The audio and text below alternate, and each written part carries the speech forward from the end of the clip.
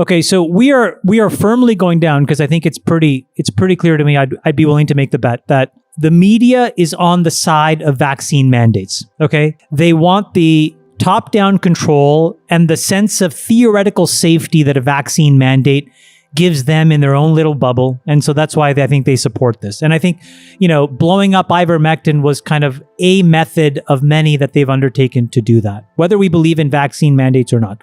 But now it's coming. It's coming in the LA school district. It's, Biden is trying to push this thing through the BLS. This is going to be a very, very big deal. By the way, another insane statistic, just sorry to interrupt, I saw this today. I forgot, someone we know tweeted this. Who wants to guess the ratio of administrators to doctors in the US healthcare system? 300 to 1. Yeah, I saw it 300 to 1. Yeah. 900 to 1 today. Oh my God. And that is up from 5 to 1 in 1970. By the way, can I just build on what you said? 900 to 1. Your initial tweet said 300 to 1, and it ended in 2010, right before Obamacare passed. So from 300 to 900 was all Obamacare. Yeah, regulatory catch-up. Zach's is shaking his head. Which, by the way, nothing against Obamacare, because I think, coming as a Canadian, I actually believe in subsidized healthcare, and I think the principle of Obamacare was great, but there was one fatal flaw, which is it basically said, okay, you know what? You're capped at the following margin. And the minute that people said, wait a minute, I can only have a 20% gross margin, what do? You just jack up the prices to basically jack up revenue. Because if you can only take 20%, you're going to take 20% of a bigger number than a smaller number. And so it completely burned the incentives for any healthcare company in the United States to do anything other than just basically walk prices up.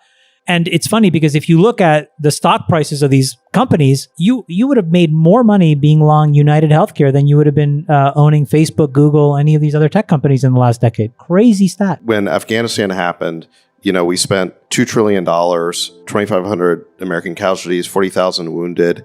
And what have we gotten out of it? The Chinese are about to take up residence in Bagram, in our splendid Air Force base.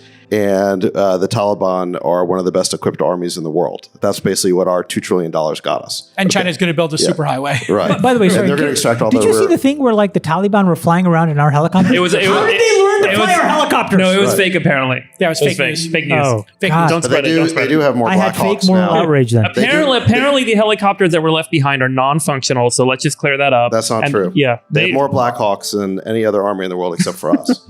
Haven't you seen all the photos of them? They're all decked out in our uniforms. It's incredible. Really? Yeah. Oh, yeah. They got our night vision goggles and the whole photos thing. on the internet.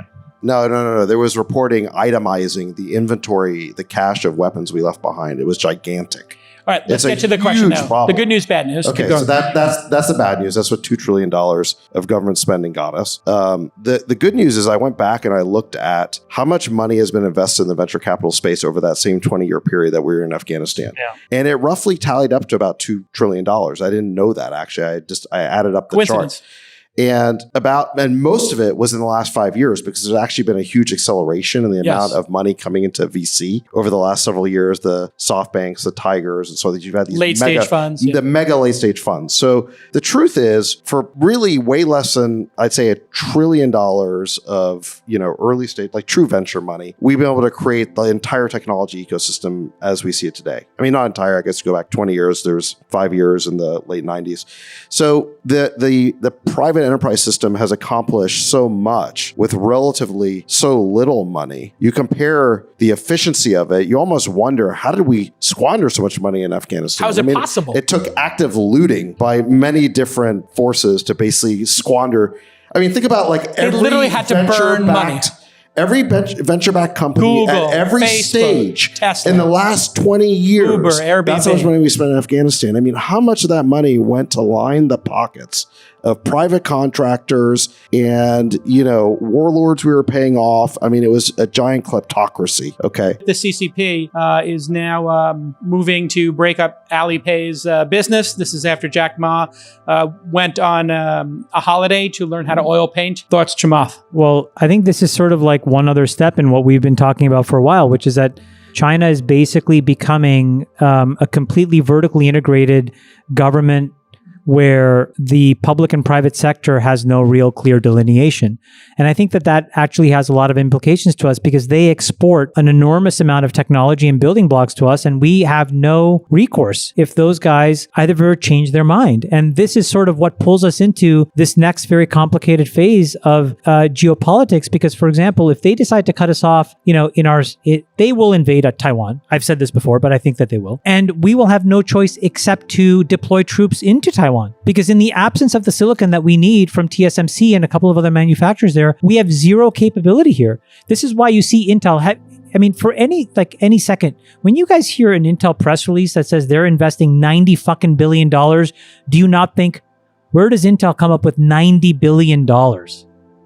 Right? This is a pull through from US government because it allows us to start to rebuild an enormous amount of critical infrastructure that we've left to other people.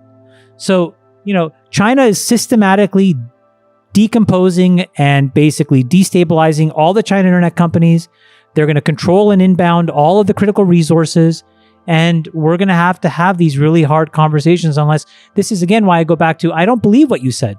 Entrepreneurs are not enough of the solution. We need the government to step in with intelligence, not with anything other than that. They don't need laws necessarily. They just need to understand the problem. And then or get out of the way in some cases.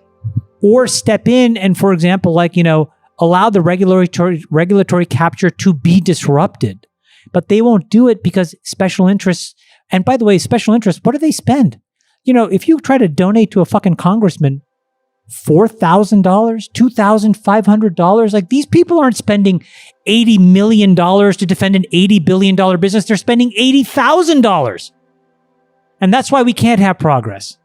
That's crazy to me. What do you think about decentralized crypto, finance in America? Should we allow it? Should we tax it? Should we regulate it? We should clearly allow it because this whole crypto stack, this whole decentralized finance stack that's being built could very well be the future of finance. And we certainly want to be ahead of that curve. Maybe there's some bubbles inherent in that.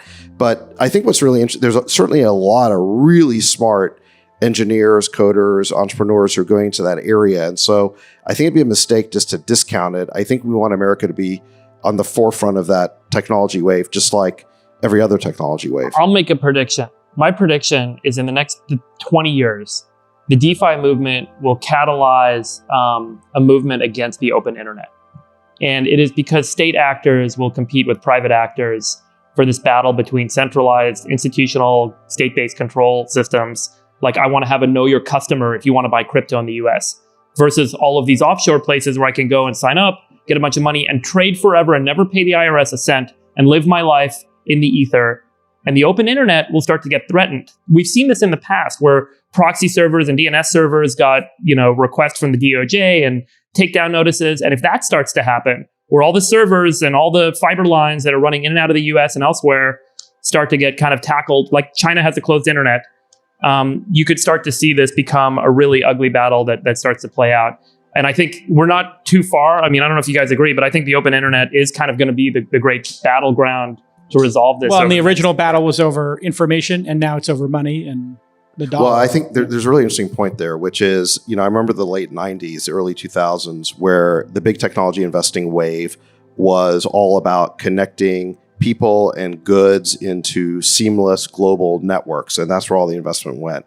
Today, and behind that was sort of this utopian idea that the internet was going to break down barriers and tribalism and remove geographic borders and create a single connected world. Well, what exactly is the bet on crypto today? It's a bet that fiat currencies are going to collapse and deteriorate, be undermined by money printing. The US dollar will stop being the world's reserve currency, most likely. That individuals need to be protected against the rise of the authoritarian state. These are the big themes of crypto. And if you think of major technology investing waves as essentially a prediction market on what smart people think the future is going to look like, it's pretty scary that we're going from a utopian technology investing wave to a very dystopian technology investing wave. It destroys capitalism.